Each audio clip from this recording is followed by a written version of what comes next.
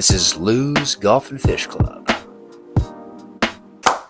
Best clap of the night. That was a good one. All right, we're back with part 3 of the Lou's Golf and Fish Club podcast with our special guest, Jimmy Murtha, our Angler of the Year. So now we're going to get into a couple rapid-fire questions. Yeah. We'll get into some fun little questions. First one is your dream fishing trip. You have a dream fishing trip? Yeah, so I think I'm gonna make one. I have two in mind.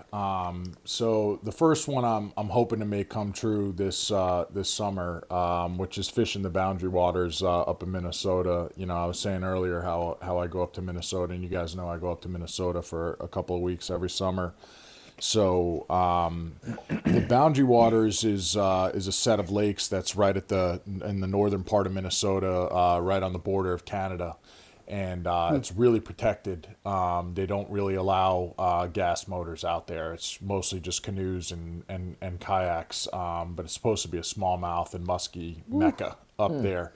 But the third Wednesday of January every year at 10 a.m., they open up 20 permits per day between Memorial Day and Labor Day. And you got to be logged on right at 10 a.m. on that day in order to try to snatch one of those 20 permits. And then it allows you to take a boat under 24 horsepower, 25 horsepower, up into the boundary waters. I make it. We're good. Dude, they should do that for Lake Manassas. Yeah. It gets wild though, because in order to actually get into the boundary waters, you got to launch on this lake at a public launch on this lake called Moose Lake. Then you got to run the boat about 20 minutes north to this peninsula of land that separates Moose Lake from the boundary waters. And then there's an outfitter there that actually has a trailer, and they trailer your boat over a quarter-mile stretch of land and drop you into the boundary waters. And once you're in the boundary waters, you can stay in there up to 14 days. Wow. And there's all these primitive camping sites up there. And I know you guys always laugh at me so that I fun. don't like camping, but I'm going to do at least one. I've committed to do at least one night of camping. So the boundary waters in Minnesota is one. And then the other one, not freshwater, but in Trinidad, in the Caribbean, there is a area between these two mountain caverns that is supposedly loaded with 200 to 300 pound tarpon. And Jesus from everything Christ. I've heard, and my buddy Luke, who guides us down in Florida when I go down there, he said, if you land a tarpon, he said it'll change the way you think about fishing. He said you'll just obsess about it and you'll dream about it like for the rest of your life. So catching a tarpon and specifically getting down to Trinidad and going for some of those. There's a guide down there who posts some videos on YouTube that books people for 8-hour trips. And after 2 hours, they've caught like 30, 40, 100 to 200 pound tarpon, and most customers just tap out after 2 hours. So he's got a sweet deal going. He's charging them for 8 hours, and then they're done because the fish is so heavy. It's such a battle. They're all just tapped out. They're done. So that for me, those are two dream fishing trips that just kind of jumped to mind. What about you guys? That sounds You awesome. want to follow that up? Because I sure as Well, hell the can. Minnesota trip sounds like, my dream trip, you know. Yeah. Primitive camping, Maybe next year, smallmouth, bro. muskie, like, I mean. You said you can only do one day, right? No, you can once you're in No, the I'm saying boundary. you. We'll So look, see. you could do one day. He could do the rest of the 14. He could meet you at the quarter mile little drop spot. It don't and work you that guys way. can switch. The pass is only good for getting you in one way, one time. As soon as you come out, it's done. No, the boat can stay in the water. It can just True. go out to you.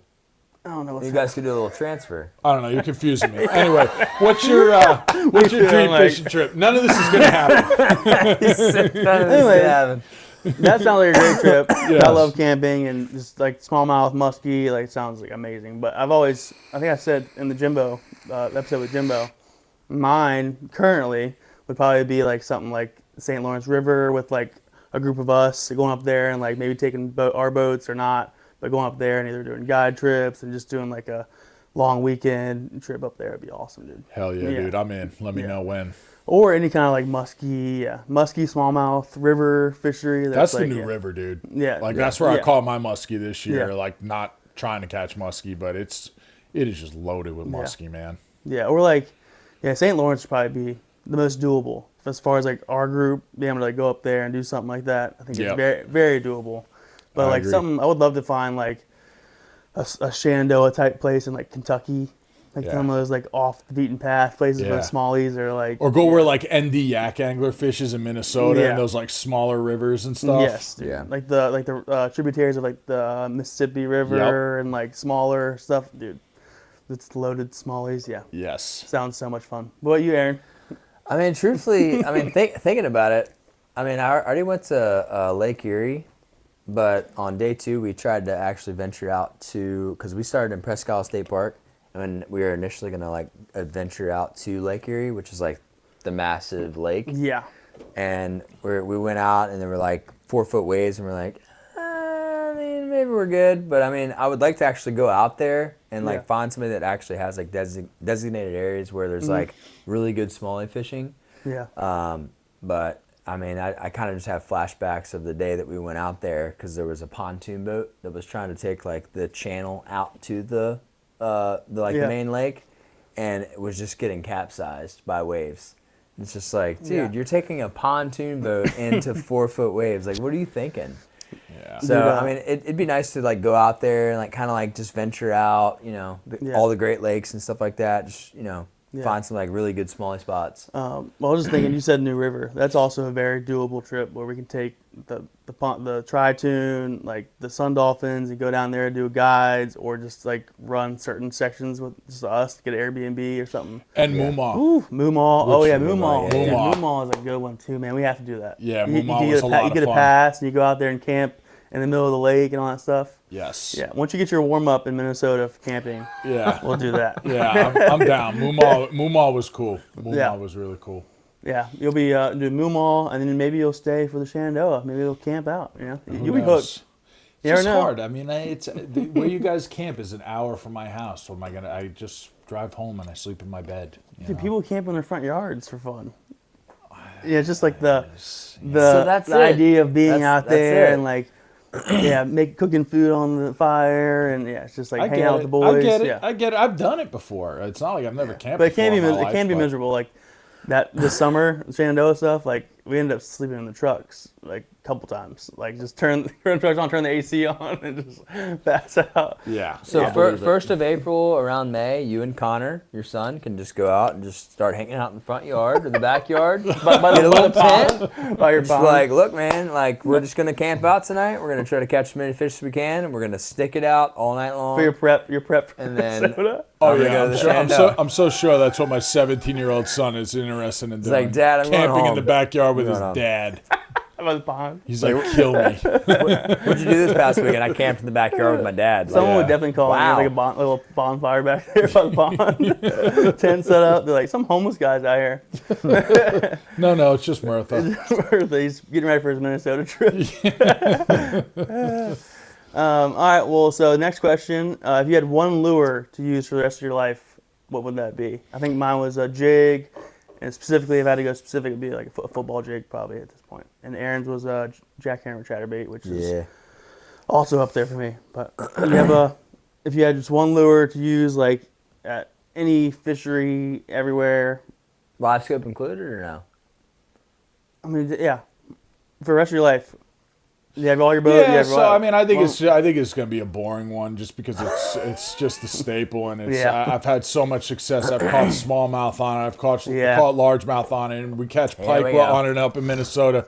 It's a Texas rig Senko. Yeah. You know, some people can't.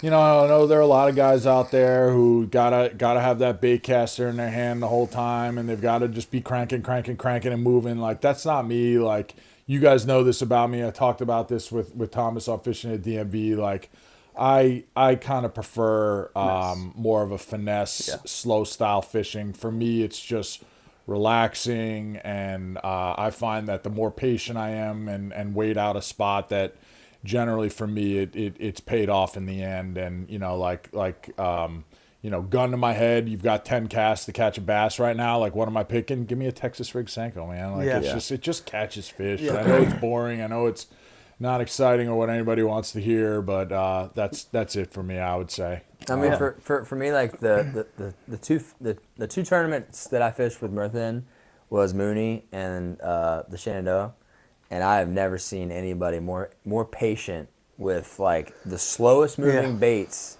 He's just like, I can't do you that. Gotta like just slowly. And I'm just like, all right, that's cool. Okay, we're good, And he's just like, oh wait, he's touching it. Oh, he's on it. Yep. Mm-hmm. I'm just like, dude, you've caught like 14 fish by the time I've caught one. And he's just over there like, yep. I mean, you just gotta finesse fish, man. Sometimes you just gotta slow fish. It's not for. I get it. It's not for everybody, and that's the beauty of fishing, man. Is that everybody like there's something for everybody, and everybody's got their own different ways of catching them. For me though, like.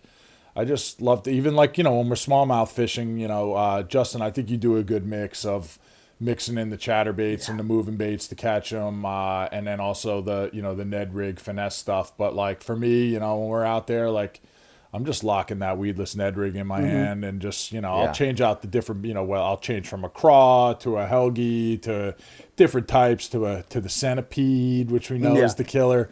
But that Ned rig and that finesse fishing for the smallies, especially the river smallies, and even up in Minnesota in the lake smallies, man, it just crushes them, and it doesn't just catch little fish, man. It catches big fish. Yeah, it sure does, for sure. I mean, I was gonna say that too. It's definitely nice being I would say I'm probably a power fisherman, but to be with somebody that's completely opposite, it's like. I mean, he's obviously catching fish, so we know how to tie it on. Let's just tie it on real quick, try it, slow it down, and then we can go back to power fishing if we want later, but let's just try it for a second. And it kind of like humbles you a little bit, and you're just like, all right, let's just try, slow it down, take a deep breath, relax. Okay, there's a bite, And then what happened? Yeah, you ended up catching. You ended up catching over what was like a 310 or something like that, 3.8. Yeah. On that Shenandoah tournament, man, that was a clutch fish. We needed that one to beat his ass. Needed my ounce. I know, man. That was fun. That was a good tournament. But I was gonna say that too, like. I grew up obviously throwing Cincos and stuff like that, like Manassas, but I feel like just my ADD keeps me from being able to do that for about so long. Like I have to throw a jackhammer or throw something to crank for a minute, no matter what, really. But unless but I've fished with you a lot, man, and I want to say like a lot of the fish that you've caught when I fished with you have come on a Senko for sure. Oh yeah, I'm not afraid to throw a Senko or drag a football jig or be really finessey, but to a certain extent, like if I'm throwing it for 10, 15 minutes and there's nothing, like I'm gonna drop it and throw something I can throw and crank for 5, 10 minutes, then I'll go back to it, wherever. Even like for sure. I'm not saying that I'm gonna have that Senko locked in my hand all day. I mean, we all pull up to the ramp. I always laugh about how many freaking different rods and baits we all have tied up when we pull up to the ramp. So it's not like it's gonna be locked in my hand all day. But you're asking, what's my number one fish catcher? What's my one lure for life? Gun to my head. You got to catch a bass right now. It's on a Texas rig Senko. Yeah. Can't go wrong with that. I mean, it's the best bait of all time. Really, it's just like I watched those old like Bassmaster videos and FLW Tour videos. Like when it first started getting big, and like that's all they're talking about in any of those tournaments. Like stick bait, man. Like they were interviewing Gary Yamamoto when he was like fishing in the Bassmaster stuff. Like, what is it about this bait? And like, it's definitely. Yeah. I mean, sometimes it's just good just to bring it back to the basics. Yep. Yes, for sure. Yeah. I've tried. Sure, we'd all love to throw like the newest and greatest baits, but it's like, what do we all grow up on, and what do we all start catching fish on? Yeah. Stick baits. Yeah. That's what I was saying earlier about like when you first get into tournament fishing or just fishing, you have so many options. You try all this stuff, but now like I've kind of got like a handful of baits that I'm gonna pretty much. Tournament day, I'm gonna have 3 to 5 baits that I'm gonna rotate through. 100%. I might throw something random if not hitting anything. Might throw something new, but you gotta have like the simple, like I said, Senko or a jig, chatterbait or spinnerbait. Shaky head, like the staple fish catchers for years and years and years and years. Totally. Yeah, that's. It's almost like take your worst day on the water and pick which bait you throw. Yeah. Yeah. Like we've had some terrible days on Aquan Regional Park. It's like, what'd you throw all day? I dead stick to Senko for freaking 7 hours. Like, that sounds miserable. Like, that's what we did, and we caught fish. So I mean, right. For Take it the with a grain of salt. Lose Classic this year, I was dragging that jig all day long. Dude. We got 3 bites. Brandon caught up snakehead on a jig too, but I was just grinding for hours with that. And every once in a while, I would drop it and throw a chatterbait or a square bill or something, but I'd throw it 5-10 cast and jig and just get back to it. Yeah. Yep. Yeah. All right. Well, that was a good topic there. I like Yep. that. So we got a few minutes here. You want to do your top 5 fisheries you've been to? Yeah. I mean, I could probably for come me up with right 2. now, like, I mean, they're not going to be DMV specific here, Yeah. but number one for me right now, all time, is this little lake that's got big smallmouth up in Minnesota called Lake Mitchell. It's got pike, it's got largemouth, it's got bowfin, it's got walleye, it's got giant smallmouth. Like, it's just that's up there for me. Another one is Minnesota's lake called Clearwater that I like to fish up there. Around here, I have a love-hate relationship with the res. That place has a tendency to own me. But the res is definitely one of my favorite places to fish. But me and Chris talk about this a lot. If I were to say like what's like my home water, it would be Occoquan Regional Park and the tidal Occoquan. And I recognize that it's unlikely that I'm gonna ever go out there and catch like a 7 or 8 pounder. I mean, it could happen. But the amount of like 3 and 4 pound fish that we go and catch, and like just the number of quality 3 and 4 pound fish that we catch when we go out there, plus the snakehead mixed in, which I don't love to target, but like they're fun when you catch them, and you just catch some big ones sometimes too. You have the current, the tide stuff, and just like right, it's fun. Exactly, it feels like a river, like a And then sticking local, I would say my 5th one would have to be a tie, and it's largely just based off of the fact that both of these bodies of water completely changed my mind from the prior years to this year, and it's Mooney and Aquia. Like just that one day that we had on Mooney has completely changed my perspective on it and like made me a believer in it. And then the day that we had on Aquia that day, that everybody had a day on Aquia last year. And before that, you remember I was bitching out. We went out there pre-fishing. I'm like, this sucks. Why are we doing this? We should change the location. Like, I like Aquia, man. And you're like, it'll be all right. And then had a great day out there. Chris caught a striper and he caught a snakehead, and I caught a bunch of big bass, and it was just fun. So those 2 are kind of tied for number 5 for me. How about you guys? I like that. Daisy, you got top 5 fisheries? Top 5 fisheries? I mean, Lake X is obviously top number 1. Yeah. It's a good one. That's going to be on my list too. I was going to maybe eliminate illegal places, but number 2 would probably be Lake Mooney for sure. Because like you said, Mooney's on your top 5 fisheries you've been to? Because like you said, this past year, I mean, we had 3 bags that were over 10 pounds for 3 fish, which is pretty wild. I mean, I had my partner with me, so he kind of knows the lake a little bit better than I do. But I was just like, I don't know. And then number 3, definitely the res. I mean, the res. I've caught 5s out of there before. None last year, sadly, but a couple 3s, I've gotten better there too. I used to hate it. I just hadn't fished it very much, and just like I always struggled. But it's getting better. I'm starting to see what people are talking about. I've learned with the res. Slow learners. We don't have live scope, dude. We're doing it on our own, pretty much. Traditional style. That's going to change for you soon, though. Yeah. And I'm still trying to figure it out. I've had it for a couple of years, but man, I just can't. I just don't have the patience for it. It's hard. I'm going to try to really work on that this year, though, and try and get that thing dialed in, man. I've learned with the res, there's kind of like seasons. So like when the salamanders start to come in is when you can start throwing like salamanders and like lizards and stuff like that. And then it like transgressions into like different stages. I don't know. It's weird. Like as you move further into like summer, you're kind of being pushed off the banks, deeper, and you're getting into the deeper. So you're kind of moving down to like Sandy and like Lake Ridge and stuff like that. They're only shallow there. I feel like when it's the right conditions. It has to be like muddy or like windy and like staying. It has to be a certain conditions for them to go shallow. Yeah. Any other time, they're gonna be like the bigger fish are gonna be deep. Yeah. for the most part. Not just that, but it's so pressured, and like like everybody that's just like renting a John boat out of Fountainhead is like, what are they doing? They're just pounding the bank the whole time. So like those fish are just they've seen a shaky head and a Senko thrown up into 3 feet of water like a million times, right? Yeah. I mean, Yeah. And then I would say probably like down there at Great Falls for smallies. And I kind of even want to push further down into To the like stank area? Huh? Into the stank area? Into the shithole area. It might be a little National little rough. shithole of America.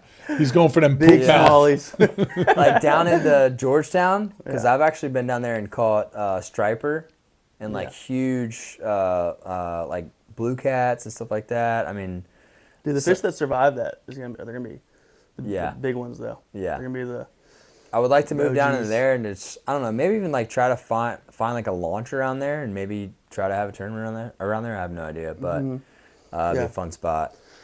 my top 5 fisheries, probably obviously Lake X, since we're counting that. Yeah. Obviously, I would probably Since it's say obviously legal. New River, 100% New River. That place is awesome, dude. And then I'd probably say Moo Mall. Moo Mall is probably one of the coolest, best. We didn't crush any big ones, but just like the whole idea of Moo Mall and like the potential to catch big largemouth and smallmouth there. Right. The whole setup is sick. Let's see, dude, probably the Shenandoah, dude. Yeah. Like the Shenandoah is just so classic. You can just take your kayak or your small boat and go. Good for the soul. Yeah, dude. It's just good for the It's soul. like 45 minutes from the house. You pop up there, and it's like you get away. Your phone, you lose service. You can camp. Like I love it, dude. Yeah. Dude, Shenandoah is he gave me a definitely sick. huge eye opener for the Shenandoah. Like when Timmy and I used to go there and get like Airbnbs and like go for the weekend, we were catching like on the high end maybe a 3.5, and then when I saw that high 3 and then his 4, I was like, huh?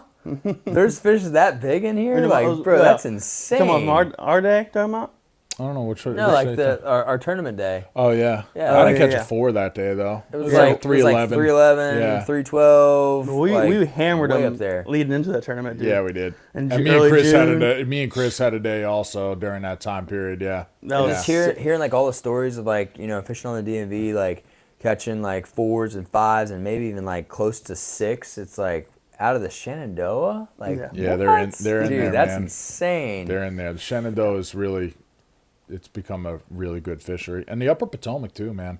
Yeah, I was gonna say Super under the radar. Everybody Yeah. always thinks Susquehanna, but I feel like Upper Potomac is really having to come up the last couple of years, man. Yeah. Yeah, definitely. I was gonna say that's probably like number 5 or like honorable mention. 'Cause Right. I haven't really fished it as much in Right. certain areas, but I haven't explored it as much as Shenandoah and stuff like that. Right. But Upper Potomac's definitely fun too. Yeah, I would say Upper Potomac or I guess the Res because it's local and like Yeah. starting to learn a lot more and just the quality of fish. And the Potomac too, man. Like you were saying, just having like the tide situations and being able to like read the tides and know they're gonna be in certain spots at certain times and those windows and being there at the right time. And Yep. yeah, it's just a It lot can be more. on fire. I love like there's obviously you can go on the res, you can spot lock and you can catch them, but like the idea of like Shenandoah like river or like the tide affecting you, like there's more things to think about. I just love that. Like Yeah. you Dude, know, I feel like you gotta have once- your shit together. You gotta know what you're doing. You Yeah. gotta- Once you get live scope on your boat, I feel like you're the kind of person that's gonna learn. I mean, he's got I'm a excited. shit ton of time. So people that have a lot of time And ADD. Not only that, and I'm can spend and a I'm lot of somewhat, like, time on something learning it, savvy-ish. Like you know? Yeah, I think I he's grew gonna up with figure stuff it. like I think that. he's gonna figure it out before either of Yes. us. And I we've grew had up it for with stuff years. like that. I grew up on Yeah. MySpace and all the phone, I had iPhones. and- MySpace. yeah, but I've just been like that's literally. He's yeah. cool. I literally started with MySpace doing like your background, all that kind of stuff. Yeah, and just always had a smartphone and just You might like, want to edit that part out, man. Yeah. No, dude, people Claiming know. MySpace. smartphones, Dude, people know.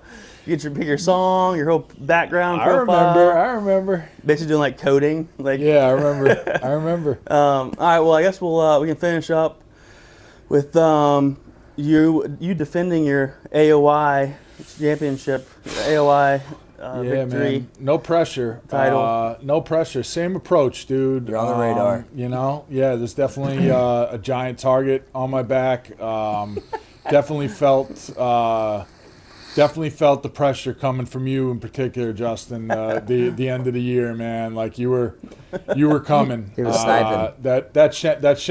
I felt like the turning point was like that. There was me and DZ on the Shenandoah. I felt like that was what turned the tide because, you know, he was with me, but like we were fishing that one hole and finesse fishing it and didn't catch anything, and then you pull up with a chatterbait and pull like your big fish of the day that we tied for big fish on. And I was hot, dude. Like I was like that motherfucker. Like I can't believe that. I was so pissed. But you could ask him. I said, just wait though, man. Like I'm like we're gonna get to an area. We're gonna get to a spot, and we're gonna start turning it on.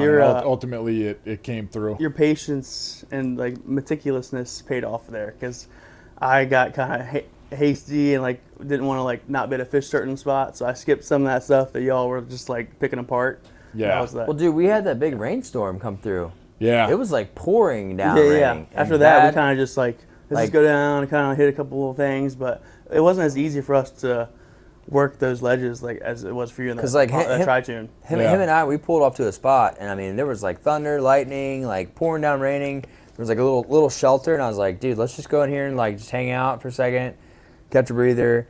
And as we were like coming back into the water, I was like, Murtha, just cast. It's fine. We're good. It's past. Like it's done. And he's like, all right, I guess, you know. And you had a big one on, and it jumped and it spit your hook. Yeah. And then I cast. I don't know if it was the same fish that I ended up catching about 3 minutes after that. But you had a good one on. We watched it jump. We thought it was game time right then, and you lost it. Closer. Yeah. I just mopped him up for us. Well, Closer right there. Your storm mentioned there just reminded me of Art. That day we crushed them in June. That was the best smallmouth day I've ever had. Trapped underneath that bridge for an hour and a half. Thought I was going to die. That was a crazy storm, dude. It was bad. The water's just getting higher up. At first it was ankle deep. By the time we left, it was like up to almost like up to like above our knees. Jesus. That was wild. Do the rest of it. Wild. Like that's the last mile, like it's completely in the dark, in the rain. We're like, all right, let's just go, man. Let's just make it to the end. But that day in general, you know, this year, man, like it's again, it's the same plan. Definitely feel a little bit of pressure, I think, but I'm just gonna try to work not to let that get to us, and just go out there, have a good time. Hopefully, welcome some new members into the club, and you know, it'd be kind of cool to see some other people win a couple of tournaments this year, like some new guys. You know, not you. Not too many. Yeah, I mean, it's gonna be a fun one, man. It's gonna be a good year. I'm really looking forward to this year, and I know you've got a good schedule that you're working on, that you've been previewing with us a little bit. I saw there was a little teaser on Instagram today about what's to come. So, hey, man. You know, I know the schedule is going to be dropping soon. Yeah, it's pretty much set. Like I said, Okay. it's pretty much going to be the same thing. Because what are we talking about again? Last year's bags were so good that I Right. feel like we just run it back. I just agree. switched the first tournament from Mooney back to Aquan Regional. Poop plant. And then the rest is pretty much the same. Aquan Regional, Res. Res, Aquia, Res, Smallmouth, and then Rappahannock. Rappahannock in September. Mooney, which is a new addition for us. new addition. Yeah. Yep. But I think that could be really fun. And then September, Mooney. September is Rappahannock. October, Mooney. November, back to Aquan Regional. For the classic. So, Yeah. yeah. I think if we just hammer those staple Places. ones that we did good, and like the time of year, hitting those places at the right time of year. I think it makes sense. It Yeah. gives everybody a shot. You Yeah. know, like everybody's got a shot. Both old, you know, us old timers new. now, Yeah. and any newcomers we pick up this year. Everybody's got a shot, and I think it's gonna be a great season, man. Yeah, I'm man. really looking forward to it. 2026, baby. Let's do it. Year 6. Hey. Let's go. Well, we got the trophy. We got his name tag on here. There you go. Official. Give it to There you. it is. Give it back to you. You can have it back. Let's There go. You got Well it. deserved. Yeah, man. And this podcast was well overdue. We need to do it again for sure. Yeah. Loved it, man. I had We a have so many blast. stories that we didn't even didn't touch get to upon. talk about. We sit here forever. To I the know, extent I'm like- anybody wants to listen to My us. head's like. All right, well, we'll be back again at some point. We'll see you next year. Yes, to see sir. who gets Appreciate that you, man. next. See you, boys. Appreciate you.